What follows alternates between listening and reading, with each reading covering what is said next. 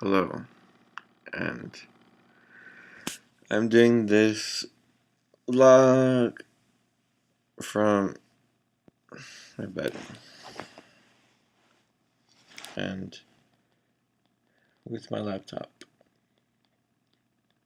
And before starting this vlog, I was gonna say something like, I'm so fucking tired, but I'm just gonna do the vlog as how I am now.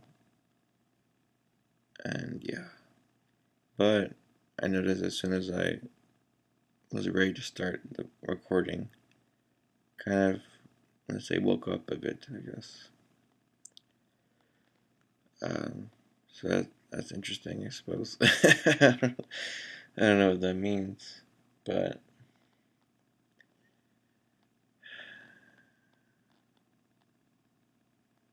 well, with vlogs, when I did all my vlogs before, since like, I don't know, 2012, I guess. Yeah.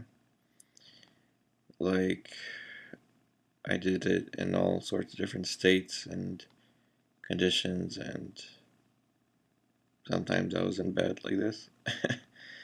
And just like how this, where my face is like huge because it's so close to the camera. Um, there's nothing wrong with that. And doing vlogs and just sharing yourself is always just how it is. And it's just always good to do. So I'm just doing it in this moment again.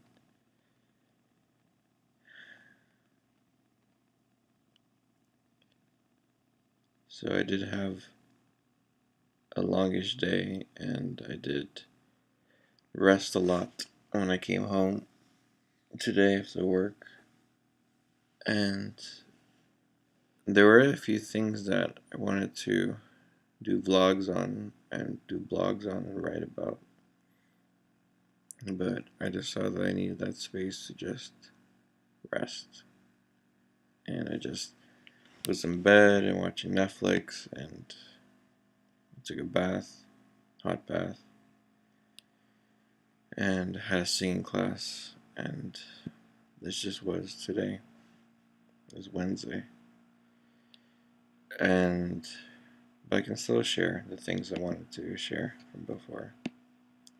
One of them was this observation that I can speak from my physical body, meaning I speak as my toes, as my ankles, as my legs, hips, waist, belly, chest, my back, my arms, my shoulders, my neck, my head, my face, where I speak as my body, from my body. So when I do that, it's like I become aware of my entire body, and you could say hyper aware if you want to emphasize that. And I speak from there and as that, as my body. Now that's a very effective and efficient way to quickly speak in such a way that is very substantial and substantiated, because it is from the body. And I see it as very effective for me to apply when speaking. Um,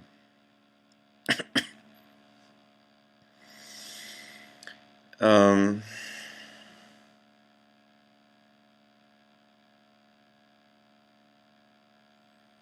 One of my goals for 2019 is to work on this one point that I haven't transcended yet, or really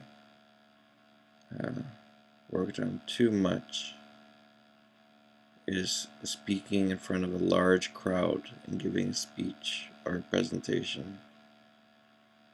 I have given presentation like in classroom settings But just that image, right, like in my head of like being on a stage, being on this elevated position with a podium in front of a large crowd of people, in front of like the auditorium or the whole room filled with people. Just that image is ingrained in my head. And I know that image. And it's from TV shows, it's from being in school, and always imagining like, that situation and how fearful it would be, and also just real life situations where I was kind of in that spotlight. And so that's one thing that I haven't faced yet.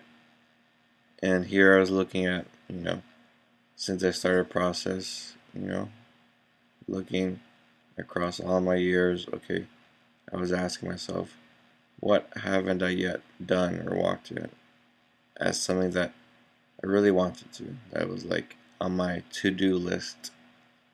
And that is one of the things on my to-do list to do. So that's going to be on my list, on my awareness for this year.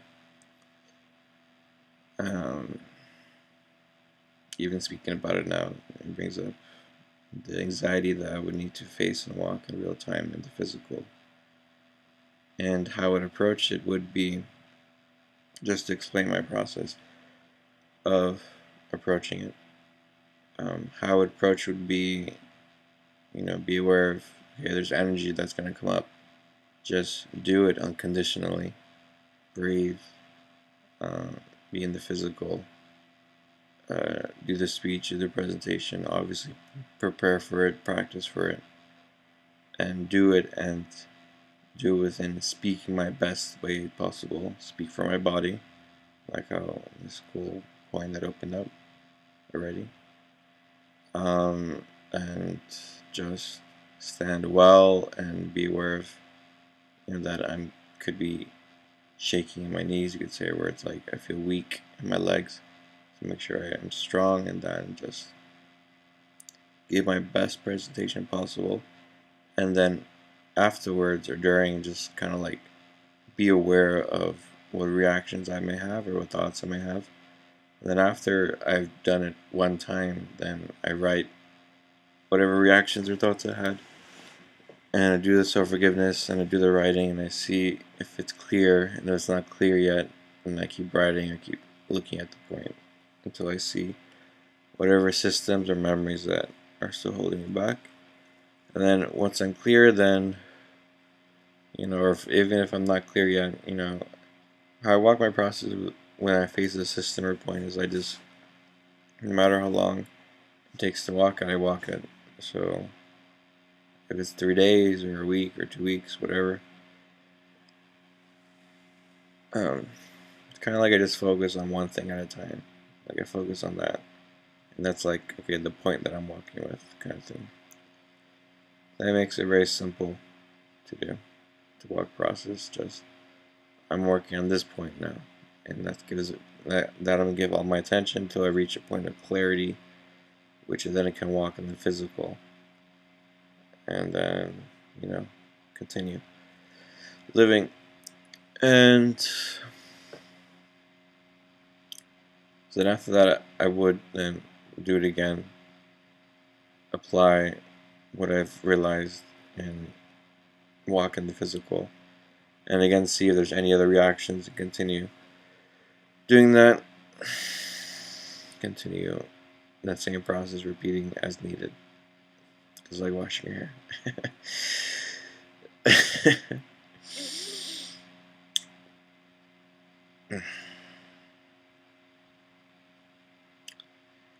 And what else? There's some other things I wanted to do. Well, one idea was something that I sounded like something to share as knowledge, but something for me to live as in another vlog. So I'll say that for later. Oh.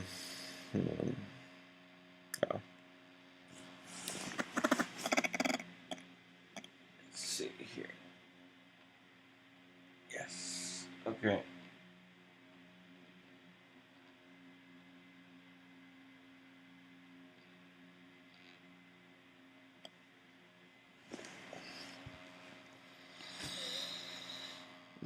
So I drew that before the Colorado trip, and it's a flower. I have this another vision of a flower that's going to involve like teal or cyan, kind of that neon cyan, neon teal color, um, combined with pink and yellow, where it's like the outer petals are neon and the inner petals more is pink, and then the very like detail of the flower, like in the very core of it, would be yellow, and maybe yellow spots as well. And yeah, so I had that kind of like image come up the other day. Oh, and then I could talk about. So I already wrote about this in a blog some months ago, where I was reading The Little Prince, and I gave a really cool um, opening of what love would actually be in a real practical sense. That really does involve people, whether with your friends or partner or with things in your life. And how it would be practically is sharing moments with the things or the people in your life or whoever or whatever. And for example, painting, like drawing a picture, is one such an example that I'd say is easy to talk about or say, because it's like I'm there and I'm drawing the thing, and it's like it is creating a history, a memory, a shared moment, and it is something that through that moment of being here with it as yourself fully, that is what the meaning comes in. The same thing with people or persons, where as you spend days, weeks, or months with a person and being here with them, that there develops something which then you can call love, because how the Little Prince describes it is like forming ties with. And there's a little cool story where, for like a child, if you take their favorite toy away from them, they will cry. And there's like this train conductor who hears that story in the book, and he says how lucky are they, the child, to have uh, such a thing or such a moment or such a relationship with their toy. And that reveals a really deep truth about children, where they develop that tie. Like I've developed ties with my toys, um, and it was through the moments of playing with my toy, being here in the moment with it, and sharing that moment, and that's what made it special. Simply being here with it or with someone, and that through time, through sharing so many moments, that is what love is. And so when that thing or someone leaves, then you say feel sad. But then that's a real kind of sadness that has depth to it, that has meaning, because when you remember that person or that thing or that toy, that gives you a fondness, good memories of you being here and sharing yourself in the moment. And that is what is real. And what's cool is that you always have those memories. You always have that shared moment, even though it is gone, you can remember, and you can always find someone or some things in this reality to establish ties with. This entire reality is full of things and people. But of course, with people, it's not always so simple, um, because of the complexity of the mind. However, it can be done. And maybe even that difficulty is what makes it even all that more special, that rarity of it. But at the very least, everyone should be living that in some way or another. Even if you don't have anyone in your immediate reality, you can also live that with the very things in your reality as well. And something that I've done recently in the last months is simply contact a shit ton of people. And through contacting people, messaging people on Facebook and Viber and just everywhere, I notice how everyone is different and everyone has a different response, where some are an open book and it's amazing to find such moments, and others are not so that way. But what's interesting is, like I said before, you never know what you're going to find, and it's always worth finding out. And just be friendly and be, let's say, a good person, and just be your best self, and just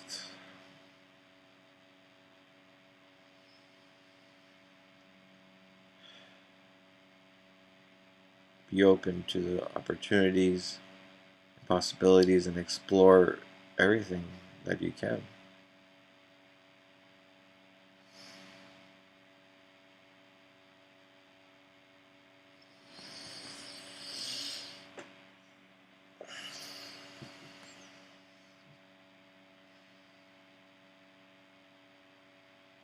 Okay, well, I did it. Got her done. Thunder. Okay, bye.